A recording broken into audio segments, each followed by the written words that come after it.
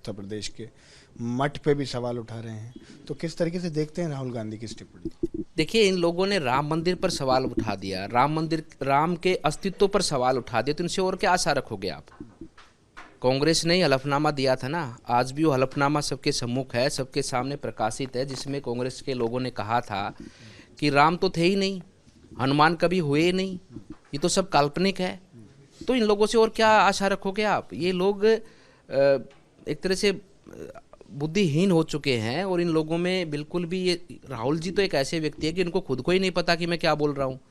खुद ही बोलते बोलते भूल जाते हैं, खुद ही बोलते बोलते अब क्या बोलेंगे उसका खुद को ही नहीं पता होता उनको।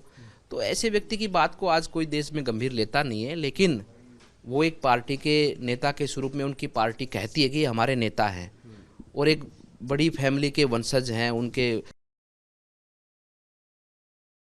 व्यक्ति को या तो मौन धारण कर कर अपने घर में बैठ जाना चाहिए, या संन्यास धारण कर कर समाज सेवा के अंदर जुट जाना चाहिए। संन्यास ही उनका जीवन का मुक्ति का मार्ग मैं कहता हूँ कि प्रशस्त करेगा।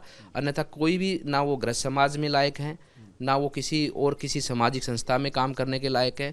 एक संन्यास परंपरा ही है जो उनको किसी ना किसी स्वरूप से इस जीवन का जो एक तरह से जीवन जीने का जो फल है उनको, या इस जीवन जीने का जो एक भगवान ने जीवन जिया तो ताकि इस जीवन को सार्थक जी सके, वो एक संन्यास परंपरा ही है। वो धारण करके अपने जीवन का और अपने परिवार का कल्याण करे वो व्यक्ति। मैन जी, एक राजनीतिक मतभेद हो सकते हैं, लेकिन जो पर्सनल अटैक राहुल गांधी द्वारा करा गया है कि भगवा पे भी सवाल, बाबा को ढोंगी भी कह दिया और मठ पे भी सवाल उठा दिए। मठ पे सवाल नहीं, ये भारत की संस्कृति, भारत की परंपरा और भारत की सनातन धर्म पर उनका सवाल है। ये लोग नहीं पसंद करते हिंदू को, ये लोग नहीं पसंद करते हमारी सनातन संस्कृति को, क्योंकि इनके अंदर जो जीन है ना, वो जीन इनका सनातन संस्कृति को मानने वाला है ही नहीं। ये तो कह नहीं सकते खुल के, नहीं तो ये तो एक मिनट की देरी ना लगाएं कि सब मठ मंदिर तोड़ दो और यहाँ पर सब जो है कि इनके जो विचारधारा की चीज़ें वही बना दो, क्योंकि इनका भाव भी वही है।